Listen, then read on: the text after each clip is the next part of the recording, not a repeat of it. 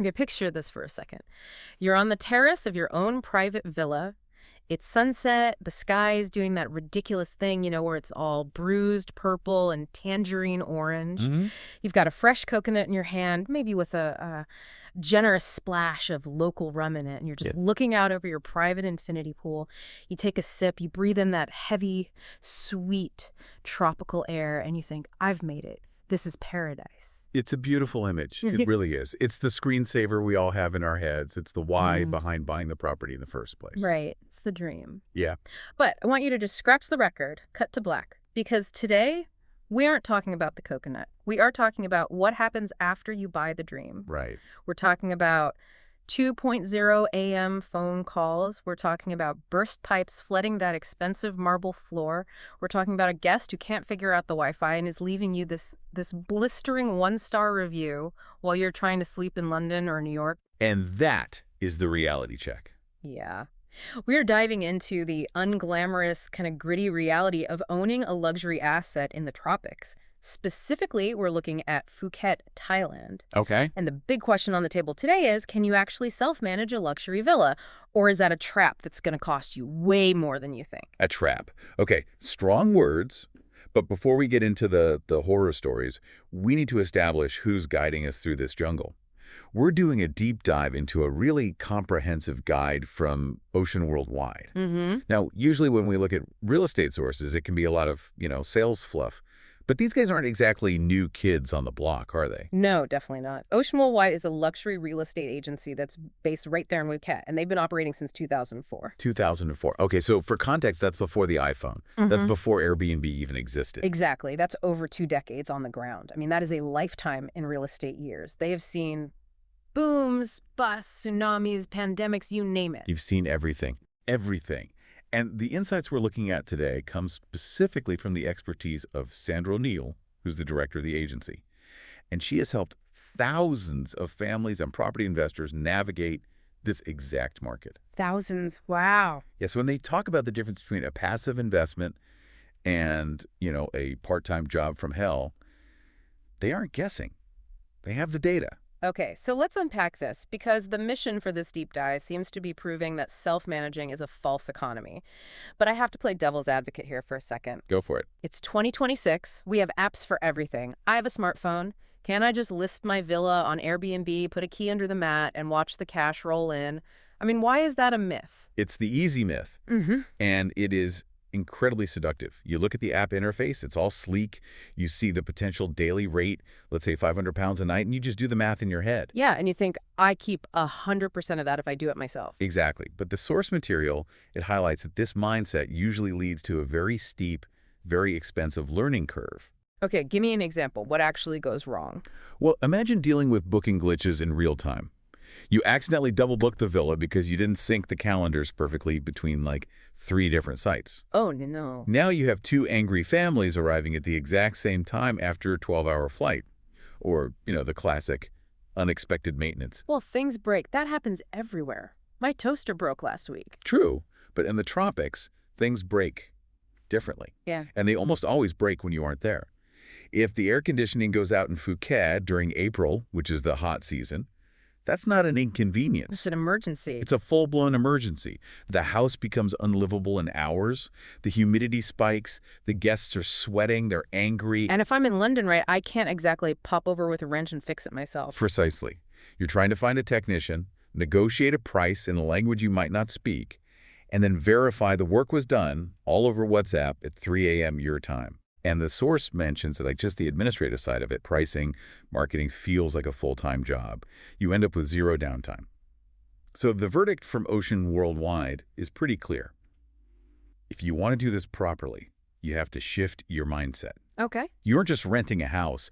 You are running an active hospitality business. An active hospitality business. That sounds exhausting if I already have a career. I barely have time to manage my own laundry, let alone a hotel operation. It is exhausting. Yeah. Which is why professional management exists. But let's strip away the peace of mind pitch for a second and just look at the cold, hard cash. Right. Because this isn't just about fixing toilets. It starts with actually making money. Okay, show me the money. This is pillar 1 of our deep dive, maximizing income. I've always just assumed you pick a price, maybe look at what the neighbor is charging, undercut them by $10, and hit publish. And that is exactly how you leave massive amounts of money on the table.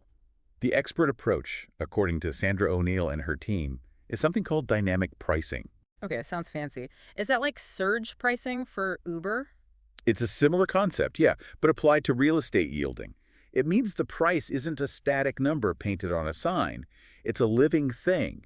You're adjusting rates based on demand, local events, the season, even the specific day of the week. So if there's a big festival in Phuket or it's Chinese New Year, the price just goes up automatically. Exactly. And the data from Ocean Worldwide is really interesting here because the swing in Phuket it's dramatic. They break down the contrast. In the high season, you're looking at occupancy rates of 85 to 95%. Wow, so almost fully booked. Almost constantly. And the daily rates, they reflect that demand.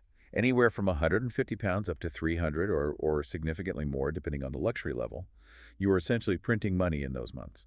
Okay, those are good numbers. I'll take that. But then look at the low season.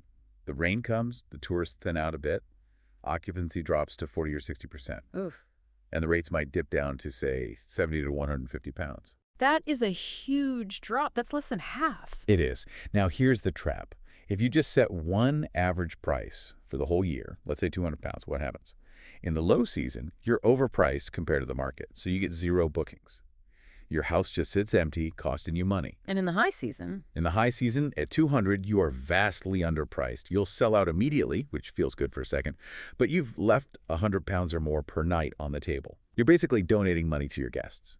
So you need someone who actually has their finger on the pulse of the market to pull those levers constantly. Correct. It's partly algorithmic, but it's also human intuition. And it's not just pricing, it's visibility. You can't just be on one site. Ocean Worldwide emphasizes high visibility listings across multiple top platforms. But more than that, it's about making the property pop. Pop how? Like HDR photos. Professional photos are the absolute baseline. Yeah. But it's about the narrative. You have to sell the experience, not just the square footage. A photo of a bed is boring. A photo of a bed with a breakfast tray and a view of the ocean, that implies a lifestyle. I see. And then there's the feedback loop review management. Oh, reviews are everything. I don't book anything without reading at least 5 reviews.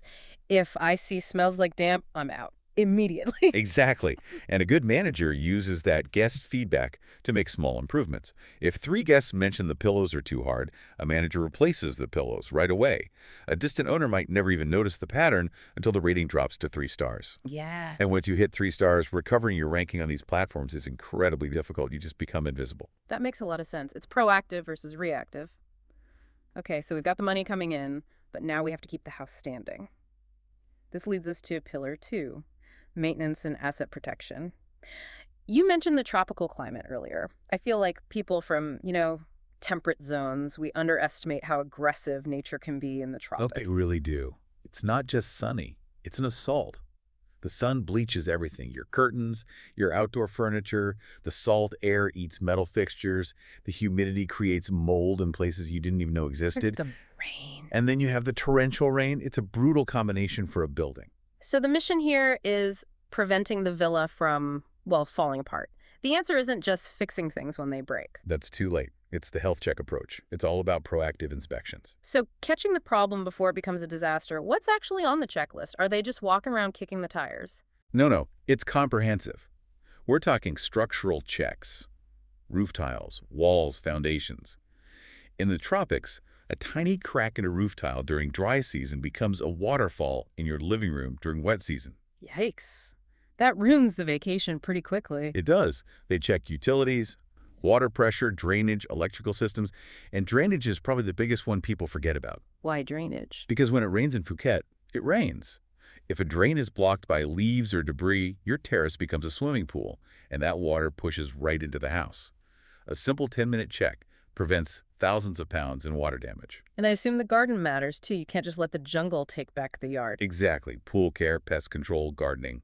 But there is a really interesting detail in the Ocean Worldwide source about specific local contexts. They mention areas like Bangzhou. Bangzhou, I've heard of it, but what's specific about that area? Well, Bangzhou is known for these stunning, ultra-modern villas. But modern often means high-tech. We aren't talking about a bamboo hut here. These places have advanced cooling systems, smart home automation, complex saline pool pumps. So if the pump breaks, you can't just hit it with a hammer and hope for the best. No, these aren't simple structures. They require specialized knowledge. You need a network of vetted local technicians who know how to fix that specific brand of European pool pump or that specific smart lighting system. Right. You can't just call a random handyman from the phone book. No way. Yeah. And that's the value of longevity. Ocean Worldwide has been building that network since 2004. They know who shows up, who charges a fair price, and who actually knows their stuff. There is also a distinction made in the notes about cleaning. And I think this is important because clean is so subjective.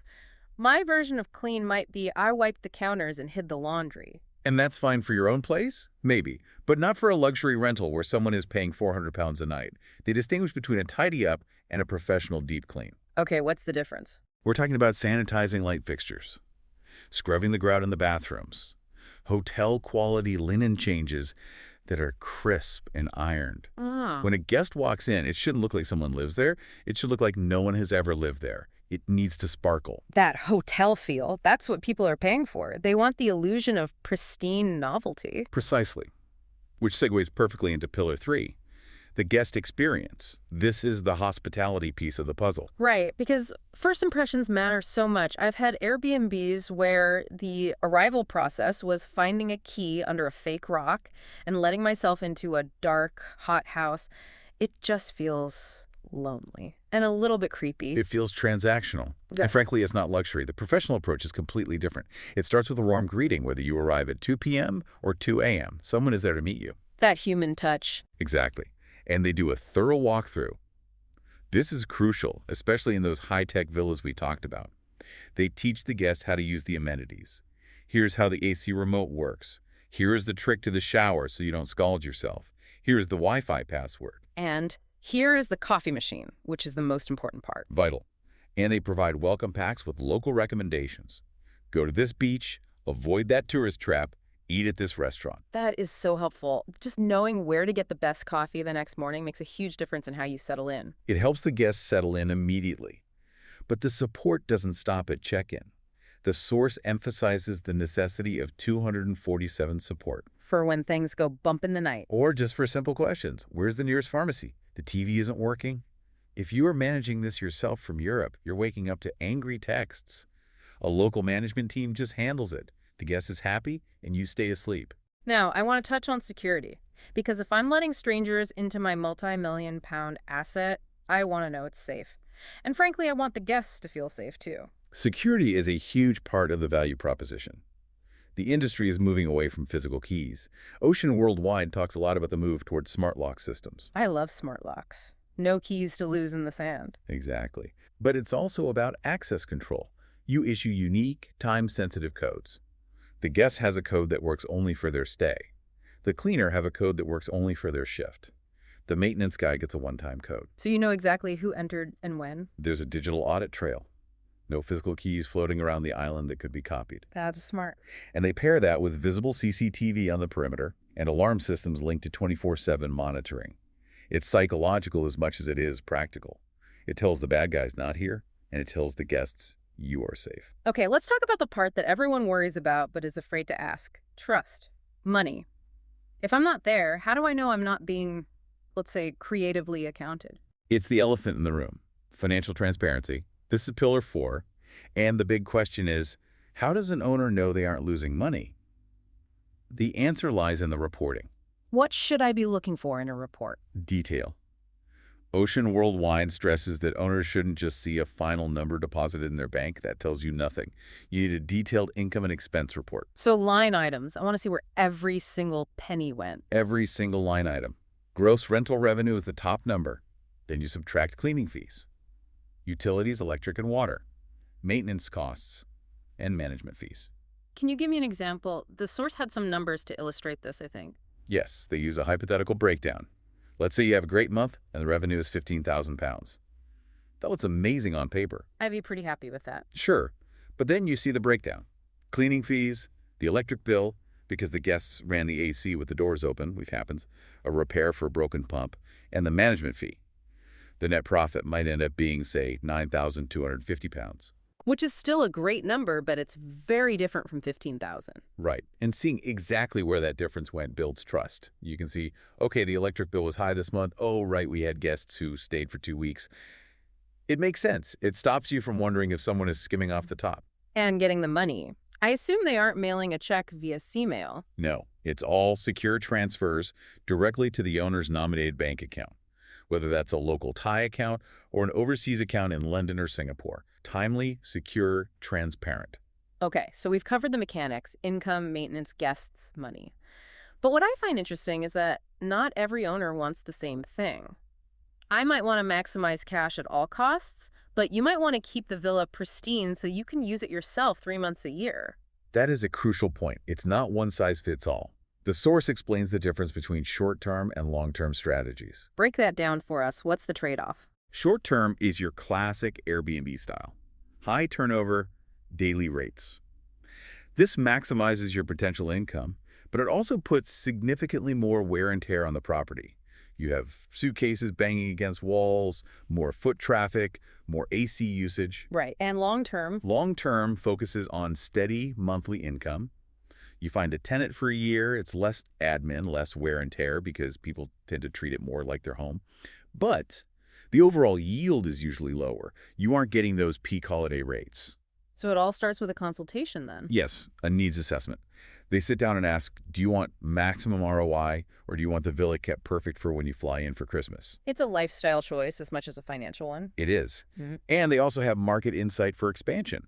They mention professional agencies spotting trends in areas like Chimtale. Chimtale, I keep hearing that name. It feels like the new it spot. It's becoming a real hotspot for owners looking to expand their portfolios into these modern tropical residences. A good manager isn't just watching your current house, they're watching the market for your next opportunity.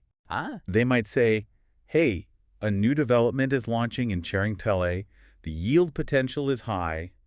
You should look at it. I like that. It's proactive, not just reactive. It turns the manager into more of a partner. Exactly. And that partnership is what makes the asset viable in the long run. So, stepping back for a second, we've gone through the pillars: income, maintenance, hospitality, transparency. And the picture I'm getting is pretty clear. The cost of professional management, that percentage they take, it isn't just a fee. It's an investment in the asset itself. If we connect this to the bigger picture, the core takeaway is really about buying back your time. Ocean Worldwide puts it perfectly. Professional management transforms a property from a source of stress into a seamless investment. It's the difference between having a second job and having a second income. That's a great way to put it. And remember, all this insight, all these processes, they come from Ocean Worldwide. They've been refining this since 2004. Sandra O'Neill and her team have seen it all. They know the market, they know the culture, they know the pitfalls. So if you're listening to this and you have a property in Phuket, or honestly, if you're even just thinking about buying one, you really should check them out. You can find them at oceanwwp.com. That's oceanwwp.com. Definitely. If you want expertise backed by decades of actual on-the-ground experience, that's where you go. You don't want to trust your investment to a beginner. So here's where it gets really interesting for me. We talked about the fantasy at the beginning, the coconut, the pool, the sunset, but listening to all of this, I'm realizing that fantasy is only possible if someone else is doing the hard work in the background. It raises a pretty important question for every investor. And that is, If you own a luxury asset on the other side of the world, you have to ask yourself, are you its master or is it managing you? Because if you are waking up at 2 a.m. to fix a toilet over WhatsApp, I think we know the answer. oof. Yeah, I'd rather be the master. I'll stick to the coconut and let someone else handle the plumbing. Thanks for unpacking this with me. My pleasure. And thank you for listening to The Deep Dive.